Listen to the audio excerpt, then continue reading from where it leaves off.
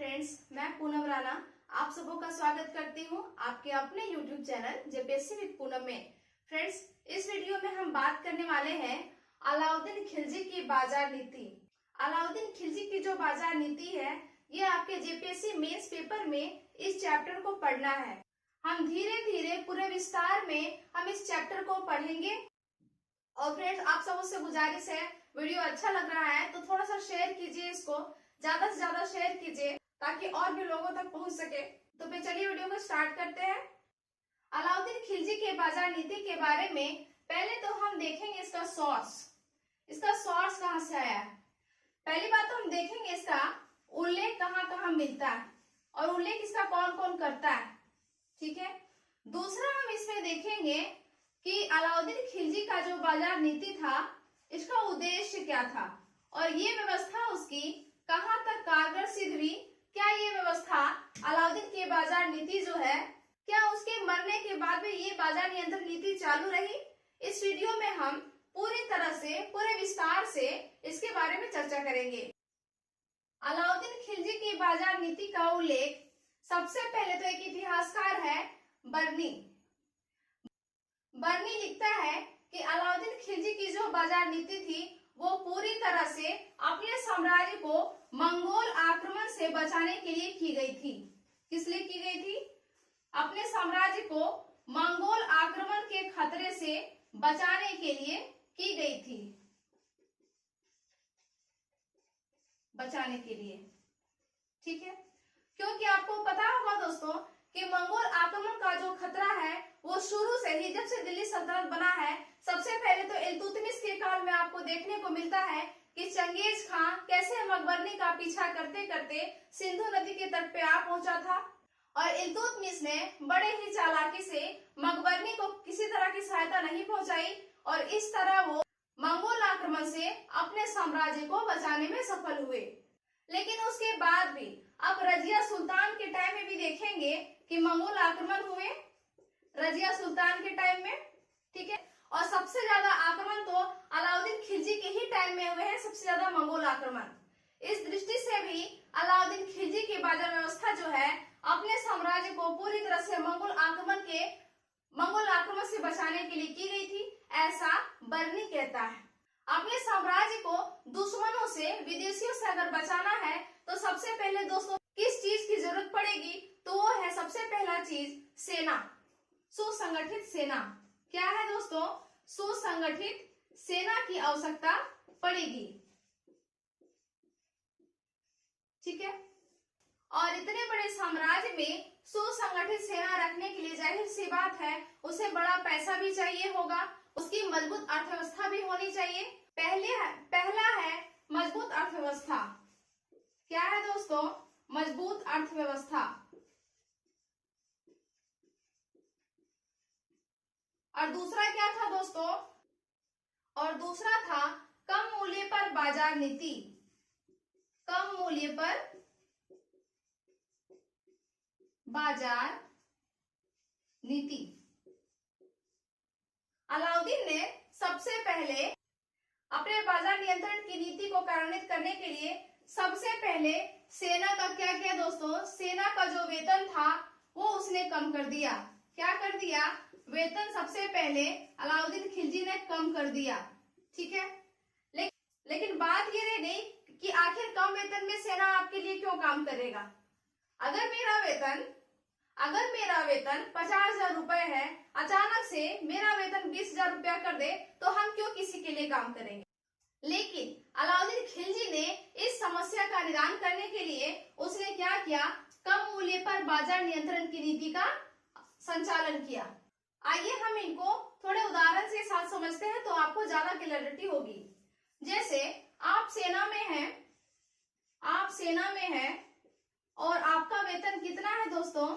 50,000 रुपए है, ठीक है। और आपका जो महीना का खर्चा है, मंथली खर्चा जो है आपका, वो आपका 40,000 है। कितना है? 40,000 है। कहने का मतलब है कि आप मंथली कितना पैसा बचा पा रहे हैं, कितना सेविंग कर पा रहे हैं, तो 10,000 सेविंग कर पा रहे हैं, ठीक है। अलाउद्दीन खिलजी ने क्या किया? सेना का जो वेतन है वो उसने 20,000 कर दिया। कितना कर दिया? 20,000। ठीक है।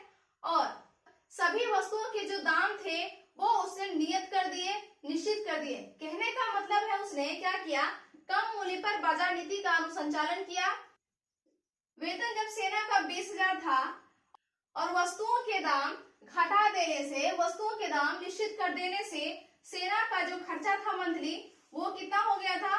10,000। ठीक है।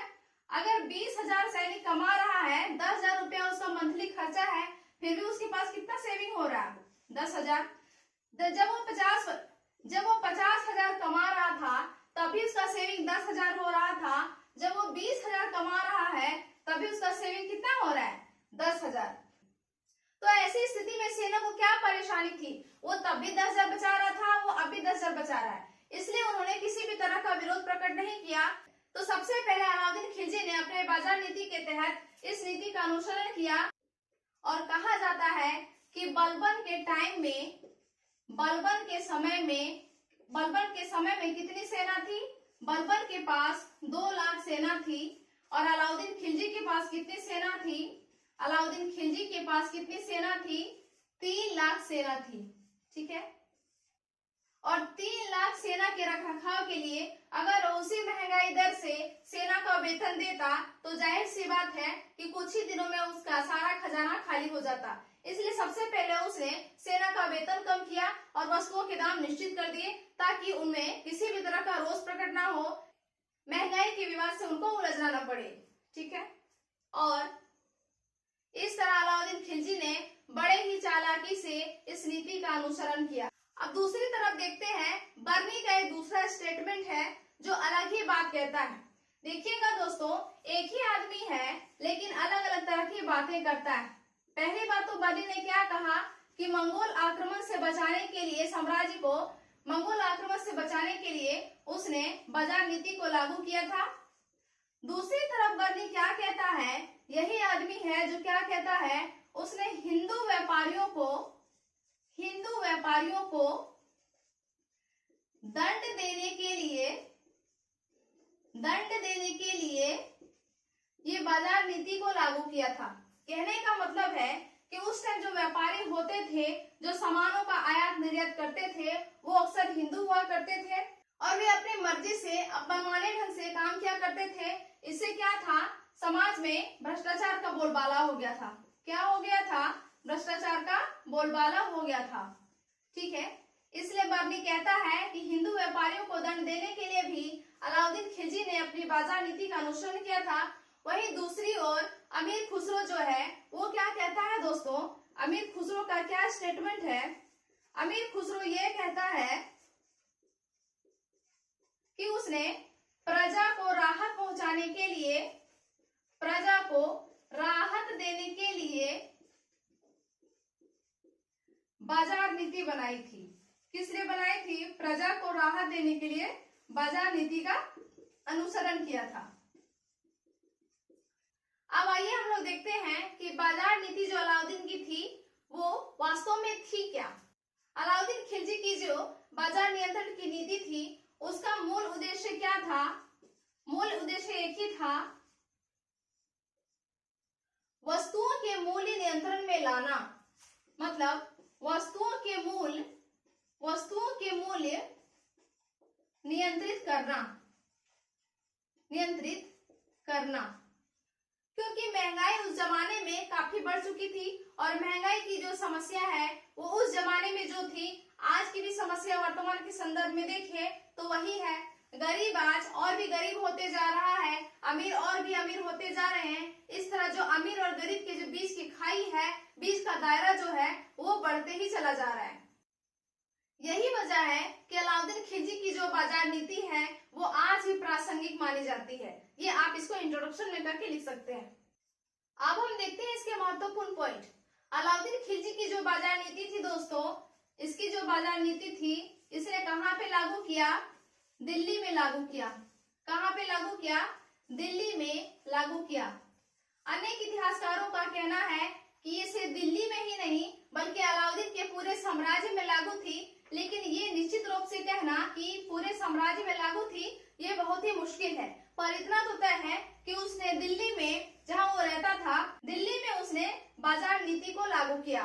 ठीक है, और दिल्ली में बदायूं गेट के पास उसने बाजार को स्थापित किया। कहां पर किया? बदायूं गेट के पास बाजार स्थापित किया, बाजार स्थापित किया। ठीक है, और इस बाजार का क्या नाम रखा गया? इस बाजार का नाम था सराय ए अदल, सराय ए अदल। ठीक, हम इस सराय ए अदल को केंद्रीय बाजार भी कह सकते हैं। केंद्रीय बाजार, केंद्रीय बाजार इसलिए कह सकते हैं कि यहाँ पर सुल्तान, क्योंकि यहाँ पर सुल्तान का प्रत्यक्ष नियंत्रण था, प्रत्यक्ष नियंत्रण था, डायरेक्ट संबंध था इसका, डायरेक्ट संबंध था इसका सुल्तान से, इसलिए हम इसको केंद्रीय बाजार कहेंगे। तो ये कहना गलत नहीं होगा। इसमें 3 तरह के बाजार आते हैं। कौन कौन से? पहला कौन था? ये था अनाज का बाजार, अनाज का बाजार। दूसरा क्या था? वस्त्रों का बाजार, वस्त्रों का बाजार। तीसरा क्या था दोस्तों? मवेशी या दासों का बाजार, मवेशी या दासों का बाजार। ठीक है, 3 तरह के बाजार थे। एक था अनाज का बाजार, दूसरा था वस्त्रों का बाजार, तीसरा था मवेशी या दासों का बाजार। ठीक है, इस बाजार का एक हेड ऑफिसर हुआ करता था, उसे कहते थे शहना ए मंडी। क्या कहते थे? शहना ए मंडी। ठीक है, शहना ए मंडी तीनों बाजारों का हेड ऑफिसर होता था, हेड ऑफिसर होता था। अलाउद्दीन खिलजी ने जो हेड ऑफिसर को, कहने का मतलब है शहना ए मंडी, किसको नियुक्त किया था? इसका नाम था मलिक काबुल। क्या नाम था? मलिक काबुल। ठीक है, लेकिन इसके नीचे जो अनाज बाजार का जो हेड होता था उसको क्या कहते थे? उसको भी शहना कहते थे। वस्त्रों के बाजार का जो हेड होता था उसे भी शहना कहते थे, और मवेशी और दासों के बाजार का जो हेड होता था उसे भी शहना कहा जाता था। क्या कहते थे उसको? शहना कहते थे। और तीनों शहना का हेड कौन होता था? शहना ए मंडी, जो कौन था? मलिक काबुल था।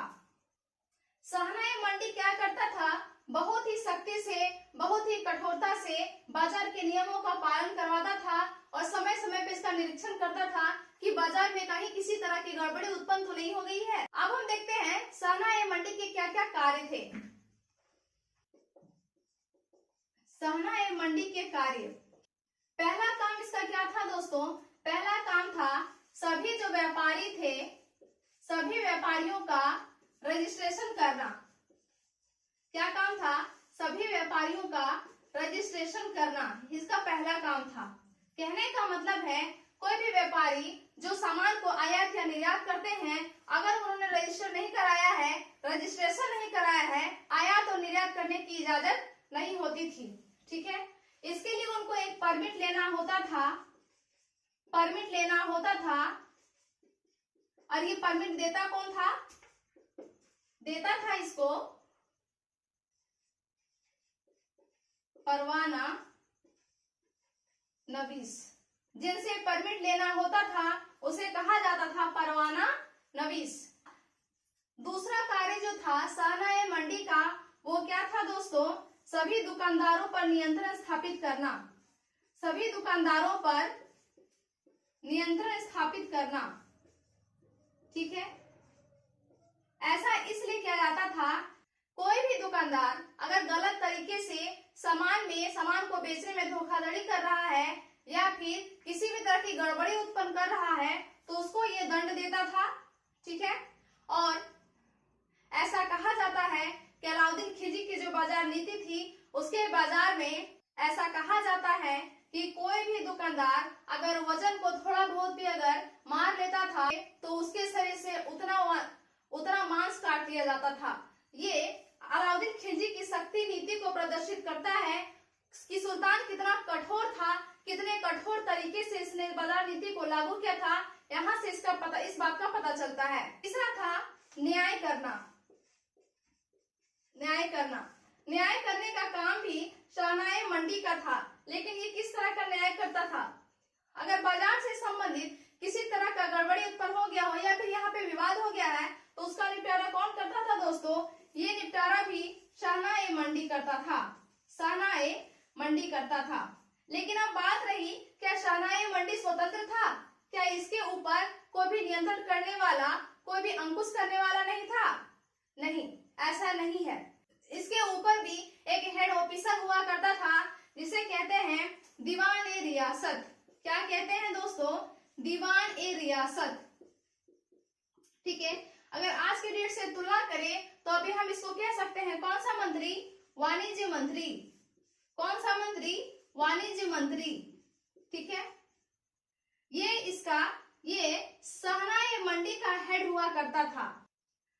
प्रशासन का नियम ही है दोस्तों कि एक के ऊपर एक स्टेप बाय स्टेप हर किसी का पोस्ट बना हुआ है। अगर कोई भी व्यक्ति को अगर निरंकुश बना दिया जाए, स्वतंत्र कर दिया जाए, जाहिर सी बात है कि वो अपनी पावर का मिसयूज करने लगेगा। लेकिन ये दीवानी रियासत का काम क्या होता था दोस्तों? दीवानी रियासत का काम क्या होता था? इसका कार्य होता था क्या? आर्थिक नियमों को लागू करना। क्या होता था? आर्थिक नियमों को लागू करना और अर्थव्यवस्था को सुचारू रूप से चलाना, और अर्थव्यवस्था को सुचारू रूप से चलाना, आर्थिक नियमों को लागू करना और अर्थव्यवस्था को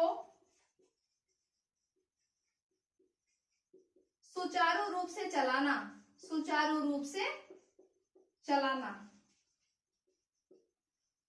फ्रेंड्स, ये अभी खत्म नहीं हुआ है, लेकिन इस वीडियो में हम इतना ही बात करेंगे। इसका भाग 2 मैं जल्दी आप सबों के सामने लेकर आऊंगी। तब तक के लिए इजाजत दीजिए। Good bye.